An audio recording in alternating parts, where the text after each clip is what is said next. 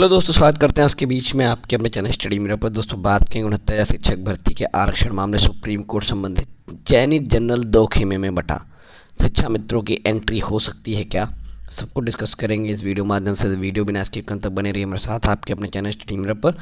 जो लोग चैनल पर नए हैं तो प्लीज़ चैनल को लाइक करें, शेयर करें, सब्सक्राइब करें, साथ में बेल आइकन दबाना भूलें ताकि मेरे वीडियो नोटिफिकेशन आप तक पहुँचते हैं।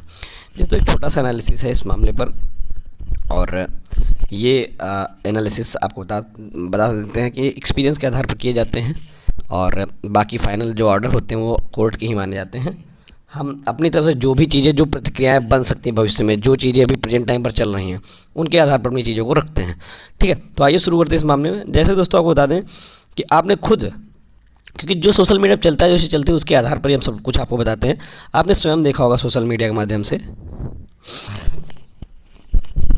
कि जब से सोशल मीडिया पर ये चलने लगा है कि ATRE, जी ठीक है ना, ATRE पार्ट ऑफ सिलेक्शन और ATRE क्वालिफाइंग एग्ज़ाम, और ये कहीं ना कहीं हाई कोर्ट में प्रूव करने के लिए जो UR के जो चयनित के एडवोकेट थे उन्होंने पूरी भरसक प्रयास किया। बहुत बड़े बड़े सीनियर एडवोकेट हैं, इसमें कोई दो राय नहीं है। लेकिन ATRE अगर सिलेक्शन का पार्ट घोषित हो जाता है, जो मेरा अनुमान है वो ये लगता है कि शिक्षा मित्रों की एंट्री होना तय है। क्योंकि जो शिक्षा मित्र थे वो शुरू से तो यही कह रहे थे, जब शिक्षा मित्रों कट ऑफ का मामला चल रहा था वहाँ पर शिक्षा मित्रों ने यही कहा था कि जब आप 60% जोड़ रहे हैं इस भर्ती में, 60% 65% क्वालिफाइंग लगा रहे हैं, पहली बात उनका ये कहना था कि अगर ये क्वालिफाइंग नेचर एग्ज़ाम था तो आपको पहले बता देना चाहिए था। क्योंकि क्वालिफाइंग नेचर एग्ज़ाम में अगर आपको 60-65 कटा लो, क्योंकि वो भर्ती 40-45 अकॉर्डिंग चल रहे थे, पिछली भर्ती में 40-45 होता, अगर 60-65 आप लगा रहे थे और इसके नंबर आपके फाइनल मेरिट में जुड़ रहे थे, तो ये फिर क्वालिफाइंग एग्जाम कैसे हुआ जो आज चयनित जनरल प्रूव कर रहे हैं। और यही चयनित जनरल उसी टाइम पर, उसमें सिर्फ चयनित जनरल ही नहीं था, उसमें सभी BEd BTC थे जो उस समय भर्ती चाहते थे कि भर्ती हो जाए। वो 60-65 के पक्ष में थे, वो कह रहे थे ना क्वालिफाइंग एग्ज़ाम है, ये सिलेक्शन का प्रोसेस है ही नहीं, है तो क्वालिफाइंग एग्ज़ाम है। क्योंकि उस देखिए क्या होता है, स्पष्ट एक चीज़ जान लीजिए कि कभी कभी कुछ चीज़ें घूम के ना चाहते हुए भी तुम्हारे पास आएंगी, जिसमें कभी न कभी आप फंसेंगे। वही चीज़ें हुई जब ATRE पर शिक्षा मित्रों टाइम बहस चल रही थी। ये 60-65 जो था, इस पर जब सब लोग अपना पक्ष रख रहे थे तो यही था कि जो चयनित BEd BTC एक तरफ से, शिक्षा मित्र एक तरफ थे, और घुमा फिर आके पूरे बड़े से बड़े एडवोकेट उतार के 60-65 को प्रूव करा दिया कि क्वालिटी एग्ज़ाम, क्वालिटी एजुकेशन चाहिए, इसके लिए 60-65 होना बहुत ज़रूरी है, ये क्वालिफाइंग एग्ज़ाम है, आगे ये कट ऑफ मेरिट सब दुनिया भर की अपनी बातें करके 60-65 को मोहर लग गई। और सुप्रीम कोर्ट ने रामचंद्र मौर्य वाले आदेश पर अपना आदेश लिख दिया कि ये क्वालिफाइंग एग्ज़ाम है, सरकार ने एफिडेविट लगा दिया, ये क्वालिफाइंग एग्ज़ाम है, और फाइनली केस ख़त्म। जिसके बाद 8,018 कुछ ऐसे शिक्षा मित्र का चयन हो पाया। अब लेकिन जब बात आ गई आरक्षण की, देखिए क्या होता है कि जो मेरा अपना अनुमान है कि जब कोई भर्ती होती है उसमें कोई चीज़ होती है एक ही बार डिसाइड होती है।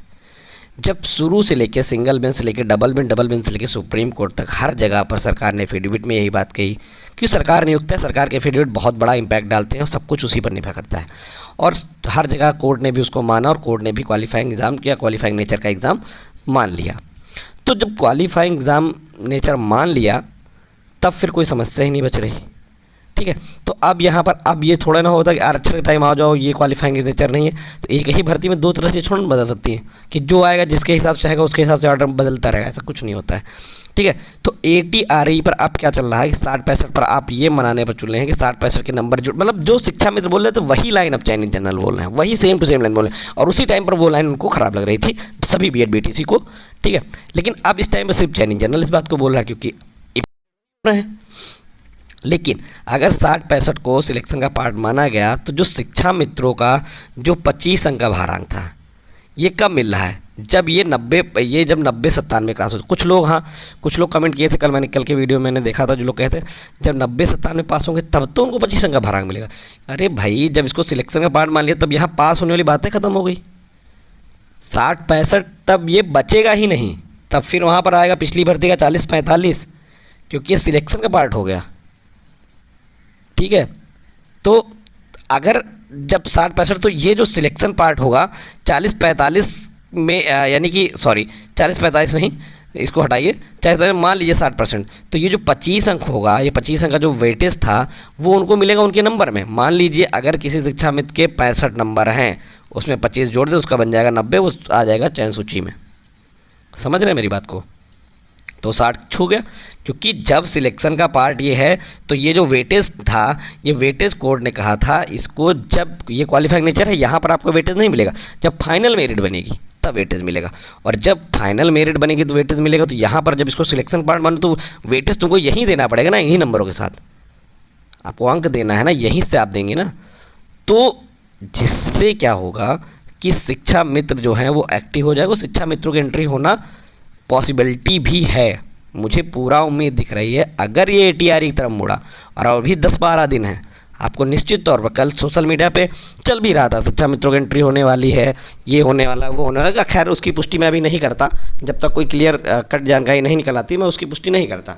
लेकिन अगर एटीआर सिलेक्शन का पार्ट प्रूव्ड हो रहा है, एटीआर सिलेक्शन का पार्ट बन जा रहा है, तो वहाँ पर ये निश्चित तौर पर है शिक्षा मित्रों की एंट्री। अब दूसरी बात, चयनित जनरल में 2 खेमे बन गए हैं, ठीक, चयनित के ही 2 खेमे बन गए हैं,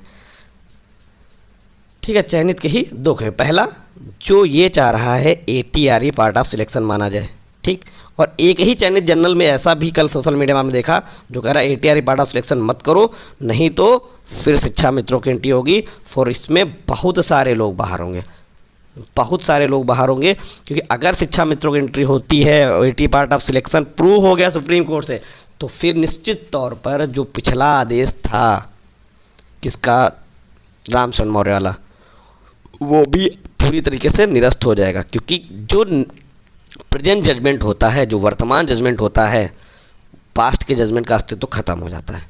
तो जब 69 शिक्षक भर्ती में यही बात अगर मान लीजिए चीफ जस्टिस साहब ने लिख दिया कि एटीआर पार्ट ऑफ सिलेक्शन है, तो निश्चित तौर पर एटीआर क्वालिफाइंग एग्जाम वाला वो जजमेंट अपने आप निष्प्रभावी हो जाएगा, इसमें कोई दो राय ही नहीं है। तो यहाँ पर आप ये समझ लीजिए चयनित जनरल के 2 खेमे बन जाएंगे कि निश्चित तौर पर अभी तो मान लीजिए 6000, 7000, 8000, 10,000 कितना बाहर रहा है ये अभी क्लियर नहीं है। लेकिन जो अगर मान लीजिए शिक्षा मित्रों की एंट्री हो रही है तो फिर तो कोई बचेगा ही नहीं, उसमें ओबीसी एससी भी इफेक्टेड हो जाएंगे अगर शिक्षा मित्रों की एंट्री हो जा रही है, अगर कहीं उस मॉडल से आ रहा है। तो मुझे कहीं ना कहीं ये आदेश ऐसा होना बहुत असंभव टाइप का लग रहा है कि एटीआर की पार्ट ऑफ सिलेक्शन मान लें। देखिए पहली बात तो ये आप ओबीसी जनरल एससी एसटी को सोच के ना सोचें, क्योंकि इस बात को समझिए कि मैं जो समझाना चाह रहा हूँ उसको समझने का प्रयास करिए। यहाँ पर मैं किसी कास्ट विशेष से नहीं बात रख रहा हूँ। एटीआर को पार्ट ऑफ सिलेक्शन जब मैंने आपको कल बताया था, 1 नहीं 2 नहीं 3 नहीं, आप ये सोचिए कल मैं टीवी डिबेट देख रहा था, एक उसमें डिबेट में चल रहा था कि एक महोदय थे, उन्होंने कहा कि सिंगल बेंच के जजमेंट को क्यों नहीं लागू करते, सिंगल बेंच के, ठीक है। आप ये बताइए सिंगल बेंच का जजमेंट किसने दिया था, ओपी शुक्ला साहब ने। ओपी शुक्ला साहब ने सिंगल बेंच का 69 जजमेंट दिया, कहा कि एटीआर पार्ट ऑफ सिलेक्शन है। और वही ओपी शुक्ला जब आप चले गए, ओपी शुक्ला जज साहब, तो डिवीजन बेंच में 68,500 को बोल दिए पार्ट ऑफ सिलेक्शन नहीं है, ये क्वालिफाइंग एग्जाम है। तो मतलब देखा जाए तो 69,000 का जजमेंट खुद ओपी शुक्ला साहब ने पलटवाया है। तो अब इसकी बात कैसे कर सकते हैं आपकी सिंगल बेंच का जजमेंट प्रभावी होना चाहिए? बिल्कुल व्यर्थ है ना ये बात करना कि सिंगल बेंच का आदेश को आप क्यों चैलेंज कर रहे हैं, या क्या आपको दिक्कत थी? जब सिंगल बेंच के जज साहब ऑर्डर दिए, वही जज साहब उस ऑर्डर को पलट दिए हैं, तो कैसे आप इस बात को कह रहे हैं? खैर, तो मुझे लग रहा है सोशल मीडिया के माध्यम से ये जो है ये आने वाले समय में एक बड़ी समस्या आने वाली। शिक्षा मित्रों की एंट्री भी होगी और चयनित जनरल में भी 2 पार्ट बन चुके हैं। एक तरफ जो एटीआर को सिलेक्शन का पार्ट बता रहा हूँ, एक तरफ जो लोग वो हैं जो कह रहे हैं सिर्फ चयन सूची बचाओ, कोई एटीआर के चक्कर में मत लड़ाई करो, कोई बहस मत करो, सिर्फ अपनी चयन सूची पे बात करो, और हमें अपनी चयन सूची बतानी, हमें एटीआर पे बहस नहीं करना है। सही बात है यार, देखो एटीआर में बहस करके आप बेवजह आपको चीज़ों में जो शिक्षा मित्र सो के बैठे थे वो उनकी एंट्री आप करवाएंगे। लेकिन अगर सिर्फ और सिर्फ आप अपनी नौकरी की बात करें, आप चयनित जनरल अपने भविष्य की बात करें, आप अपने रक्षण की बात करें, तो आपको बस बार बार यही कहना चाहिए सरकार सर्व विभाग कोर्ट से हमारी कोई गलती नहीं है, हमें किसी न प्रकार के रिलैक्सेशन दिया जाए, हमारे लिए सुपर न्यूमेरिक पद ऐड किए जाए, कुछ भी किए जाए वो हमारे लिए ज़रूर किया जाए, ठीक है। तो ये आई होप वीडियो आपको समझ में आई होगी। Thank you for watching.